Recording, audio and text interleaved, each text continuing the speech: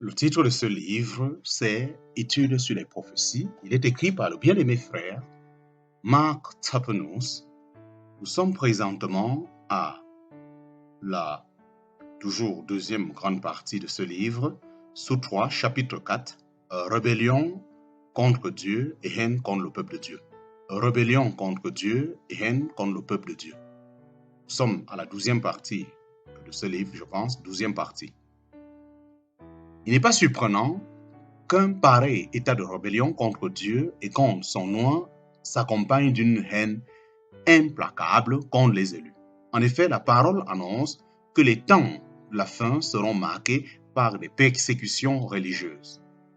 Déjà, le Seigneur avait averti ses disciples qu'ils seraient exposés à la haine du monde. Si le monde vous hait, sachez qu'il m'a haï avant vous. Si vous étiez du monde, le monde aimera ce qui serait sien. Mais parce que vous n'êtes pas du monde, mais que moi, je vous ai choisi du monde, à cause de cela, le monde vous hait. Souvenez-vous la parole que moi je vous ai dite, l'esclave n'est pas plus grand que son maître. S'ils m'ont persécuté, ils vous persécuteront aussi. En parenthèse, Jean chapitre 15, versets 18 à 20. Ces paroles du Seigneur se sont réalisées au cours de l'histoire de l'Église, dont d'innombrables témoins furent persécutés et mis à mort. Mais durant les temps qui précéderont le retour du Seigneur, les persécutions reprendront dans une mesure beaucoup plus étendue. Alors ils vous livreront pour être affligés et ils vous feront mourir et vous seriez haïs de toutes les nations à cause de mon nom. En parenthèse, Matthieu chapitre 24, verset 9.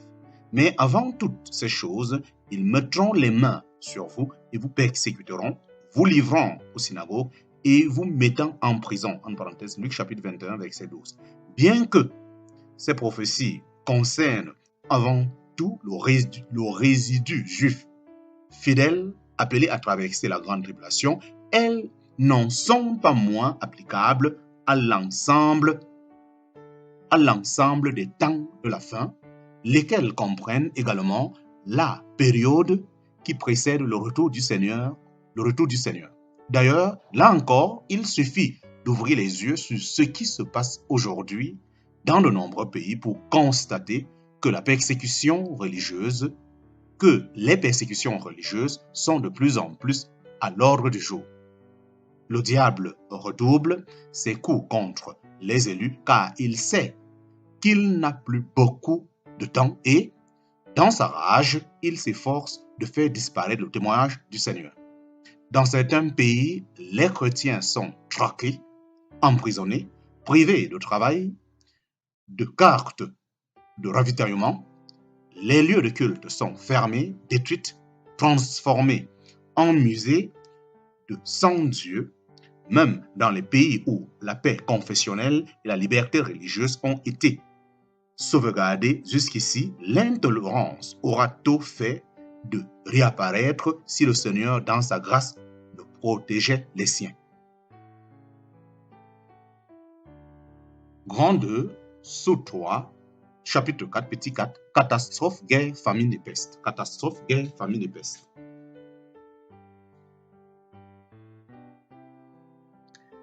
Le passage de l'évangile de Luc que nous venons de citer annonce également pour les temps de la fin des guerres, des famines et des pestes. En parenthèse, Luc 21, verset 10 à 11. Hélas, à peine sommes-nous sortis d'une terrible guerre mondiale que les hommes se préparent à une nouvelle mêlée, plus sanglante encore.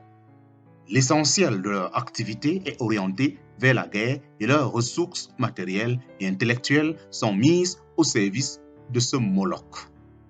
C'est qu'ils se sont livrés à Satan, qui est meurtrier dès le commencement. La première guerre mondiale a coûté la vie à 10 millions d'hommes, la seconde à 30 millions, dit-on. Quant à la famine et aux épidémies, elles règnent dans plusieurs régions du globe. Tous ces fléaux nous ont été annoncés par la parole, non pour que nous en soyons effrayés, mais afin que nous y discernions les signes infaillibles du prochain retour du Seigneur. Et quand vous entendrez parler de guerre et de sédition, ne vous éventez pas, car il faut que ces choses arrivent premièrement. En parenthèse, Luc 21, verset 9. Grand 2, sous 3, chapitre 4, petit 5, retour des Juifs. Retour des Juifs. Un dernier signe annonciateur, la venue de Christ, signe auquel nous avons d'ailleurs déjà fait allusion, c'est le retour des Juifs en Palestine. Certes, ce signe est sans rapport avec l'état moral des nations, mais il est si caractéristique que nous ne voulons pas le passer sous silence. Le Seigneur annonce à ses disciples, mais apprenez du figuier la parabole qu'il vous offre. Quand déjà son rameau est tendre et qu'il pousse des feuilles, vous connaissez que l'été est proche. À la porte, en parenthèse, Matthieu chapitre 24, versets 32 à 33. Nous avons vu que ce figuier qui pousse des feuilles est une image du peuple juif qui commence à rentrer en Palestine. Le Seigneur déclare expressément que cet événement annonce que cela est proche à la porte, que lui, il est proche à la porte. En d'autres termes, même si nous n'avons pas les autres signes, celui-ci suffirait à lui seul à nous convaincre de l'imminence du retour de Christ. Certes, il en est de ce signe-là comme des autres. Nous assistons aujourd'hui à un commencement et le plein accomplissement de l'ensemble des signes. Nous assistons aujourd'hui à un commencement et le plein accomplissement de l'ensemble des signes aura lieu après l'enlèvement de l'Église. C'est alors que le mal atteindra son comble, que l'apostasie deviendra totale, que les persécutions, les guerres, les famines et les pestes seront universelles et qu'Israël rentrera de toutes les régions du monde dans son pays, tandis qu'aujourd'hui, ce rétablissement n'est qu'embryonnaire ou partiel. Néanmoins, l'étude de ces signes prophétiques nous amène à la conviction que le Seigneur va revenir d'un instant à l'autre. Il nous invite d'ailleurs à ne pas négliger cette étude, mais au contraire à discerner les signes des temps, en parenthèse Matthieu chapitre 16, verset 3, afin que nous prenions garde et soyons vigilants, en parenthèse Marc chapitre 13, verset 37, et que nous nous réjouissons à la pensée de le voir bientôt. Il nous dit, voici je viens bientôt, moi je suis la racine et la postérité de David, l'étoile brillante du matin, et l'esprit et l'épouse disent, viens. Et que celui qui entend dise, viens. Celui qui rend témoignage de ces choses dit, oui, je viens bientôt, amen, viens Seigneur Jésus. En parenthèse, Apocalypse chapitre 22, versets 12 et suite. Nous avons fini le grand sous-trois de ce livre, le grand sous-trois étant donc Satan, ou l'explication de qui il est et les événements qui suivent. Nous entrons maintenant dans le grand sous-quatre de cet ensemble, de ce livre, le grand sous-quatre étant l'Église. Le grand sous-quatre étant l'Église. Grand 2, sous-quatre, l'Église. Le grand sous-quatre de cet ensemble étant l'Église. Chapitre 1 de ce sous-quatre qui est l'Église, l'origine, la position de l'Église. L'origine et la position de l'Église. Grand 2, sous-quatre, chapitre 1, petit 1, les croyants avant l'Église. Les croyants avant l'Église. Le mot Église est tiré d'un terme grec qui signifie appelé horde. L'Église est en effet composée de tous ceux qui, croyant au Seigneur Jésus, sont appelés hors du monde pour devenir membres du corps de Christ par la puissance du Saint-Esprit. En parenthèse, 1 Corinthiens chapitre 12, verset 27. Il n'y a plus de distinction entre Juifs et nations, car Dieu tire un peuple pour son nom. En parenthèse, Actes chapitre 15, verset 14. D'entre les Juifs et dans les nations. Car aussi, nous avons tous été baptisés d'un seul esprit pour être un seul corps, soit juif, soit grec, soit esclave, soit homme libre. En parenthèse, 1 Corinthiens chapitre 12, verset 13. Le baptême du Saint-Esprit a eu lieu une fois pour toutes le jour de la Pentecôte. En parenthèse, Actes chapitre 2. L'histoire de l'Église ici-bas a donc commencé à la Pentecôte et ne s'achèvera qu'au retour du Seigneur lorsqu'il viendra l'enlever à sa rencontre en l'air. Auparavant, il y avait des croyants dont les noms et l'histoire nous sont rapportés dans l'Ancien Testament. Abel, Enoch, Abraham, etc. Bien que ces hommes fussent, par anticipation, au bénéfice de l'œuvre de Christ, ils n'étaient pas unis en un seul corps. Il y avait bien une nation que Dieu avait mise à part pour lui, le peuple d'Israël. Mais la plupart des individus qui le composaient étaient infidèles à Dieu, de sorte qu'il dut les châtier à maintes reprises et même pour finir rompre ses relations avec eux. L'Église est au contraire composée exclusivement de rachetés du Seigneur appelés hors du monde pour être unis et en un seul corps par la croix et former ainsi une habitation de Dieu par l'Esprit. En parenthèse, Éphésiens chapitre 2, versets 16 et 22. Mais si l'Église est composée seulement de ceux qui sont nés de nouveau, il faut bien entendre que tous les croyants, sans exception, font partie de l'Assemblée de Dieu, même s'ils ne rendent pas témoignage à l'unité du corps de Christ et à la table du Seigneur. En effet, cette part est conférée à tous les croyants en vertu de l'œuvre de Christ et de la foi en lui. Elle ne dépend pas de la fidélité ecclésiastique.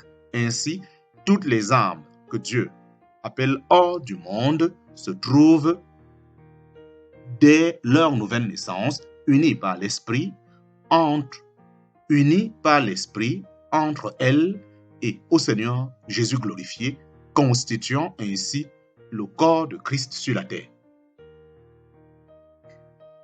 Grand 2 de ce livre, petit 4 ou sous-4 d'un ensemble qui est l'Église, chapitre 1 sous 2, fondation de l'Église. La première mention de l'Église se trouve en Matthieu chapitre 16. Le Seigneur demande à ses disciples, « Que disent les gens que je suis, moi, le Fils de l'homme ?» Aucun ne le connaissait ni ne savait distinguer en lui le Fils de Dieu, le Messie promis. « Et vous ?» ajoute alors Jésus, « Que dites-vous que je suis ?» Et Simon-Pierre, répondant, lui dit, « Tu es le Christ, le Fils du Dieu vivant. » Et Jésus, répondant, lui dit, « Tu es bienheureux, Simon, Bar-Jonas, car la chair et le sang ne t'ont pas révélé cela, mais mon Père qui est dans les cieux, et moi aussi, je te dis que tu es Pierre, et sur ce roc je bâtirai mon assemblée, et les portes du Hadès ne prévaudront pas contre elle. En parenthèse, Matthieu chapitre 16, versets 13 à 18. Christ lui-même, le Fils du Dieu vivant, était ce rocher sur lequel il allait bâtir son assemblée. Celle-ci serait ainsi fondée sur celui qui a vaincu la mort et brisé les portes du Hadès. Elle n'aurait donc rien à craindre du pouvoir de la mort. Remarquons encore que le Seigneur déclare « Je bâtirai mon assemblée ».